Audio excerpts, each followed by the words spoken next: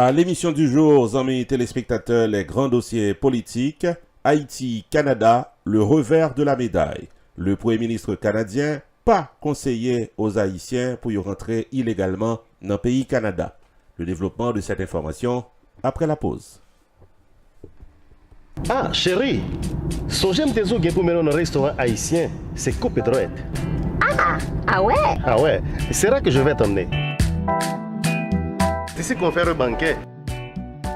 Chérie, quand on dit buffet à restaurant, c'est ici, on peut tout manger. Ah, very nice. Haïtiens, mélangés avec toute notre nation, nous mettons commencer à faire bruit pour tête nous. Yeah. Problème première communion, graduation, baby shower, church events, baptême, banquet, mariage, sporting events, anniversaire, bal, soirée en tête à tête. L'ex-restaurant résout le problème ça, bonheur. 4322 North State Road 7, l'odeur d'Alex, Florida. Adresse facile. Come on, man. Entre Oakland Park et commercial, sous 441. C'est best place qui gagne, juste pour nous venir hang out, pour nous venir checker, les gagne belle balle, les gagne belle fête. L'ex-restaurant Fort Lauderdale, 954 677 51 36. Pow! Johnny C. Production décidé pour éclairer tout le monde Atlanta samedi 30 septembre 2017 là dans Santa Fe Ballroom avec disciples de Gasbon Couleur. Dès 10h du soir, les premières notes musicales de DC par mettre ambiance dans 3750 Venture Drive, suite 120 Duluth, Georgia, local Santa Fe Ballroom.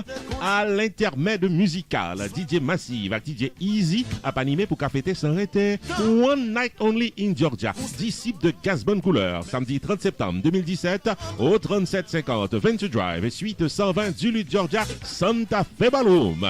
Admission $25 à l'avance, $30 à la porte. Réservez ticket pour Jodia, n'aurez les 404 901 15 11 404 901 15 11 ou qu'à acheter ticket pour Jodia tout dans eventbrite.com.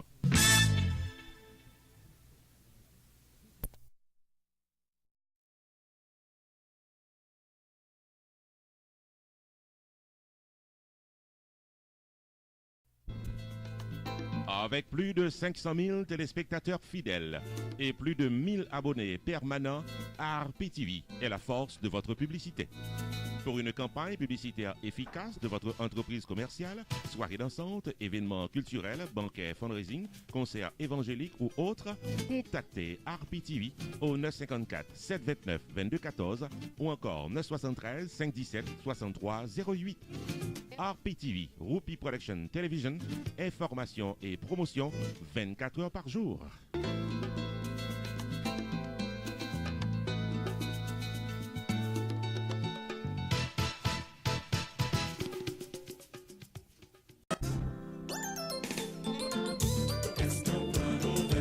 Vous comptez tout ça qu'a fait sous béton Eastern Parkway, New York, lundi 4 septembre 2017 là, dans le carnaval Les Bordelons, regardez-nous, c'est branché sur RPTV dans YouTube. Pour patronner la retransmission du carnaval 2017 Labor Day à New York sur RPTV, relais Jodia 973 517 63 08 ou bien 954 729 22 14. RPTV présent dans New York.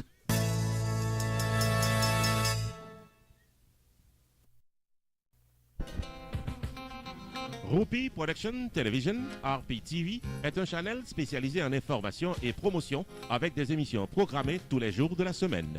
Chaque lundi soir, 10h, Opinion Power avec Carmel sur un sujet d'actualité. Chaque mardi soir, 10h, Opinion PAM avec Non PAM c'est Rupee, l'éditorial de la télévision. Tous les mercredis soirs, 10h, série de vidéos documentaires à caractère social, réalité quotidienne vécue en Haïti avec Roach Lee, le correspondant de RPTV en Haïti. Chaque jeudi soir, 10h, promotion totale. Le marketing de votre entreprise commerciale et de vos soirées culturelles en toute exclusivité. Tous les vendredis soirs, 10h, les grands dossiers politiques d'Haïti avec objectivité. Chaque samedi, 6h du soir, le magazine de l'actualité culturelle en Haïti et en diaspora à Rupee Culturel TV Show. Tous les dimanches soirs, 6h, moments spirituels, activités des artistes évangéliques et de gloire à Dieu. RPTV, Rupee Production Television, une programmation dynamique pour une audience toujours branchée.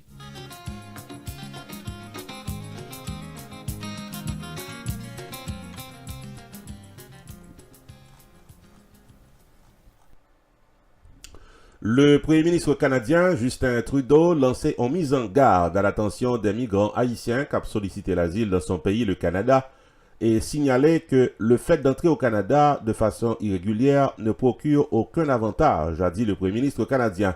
Selon de récentes statistiques, plus passé 10 000 Haïtiens sollicitaient l'asile au Canada et la grande majorité depuis le mois de juin 2017.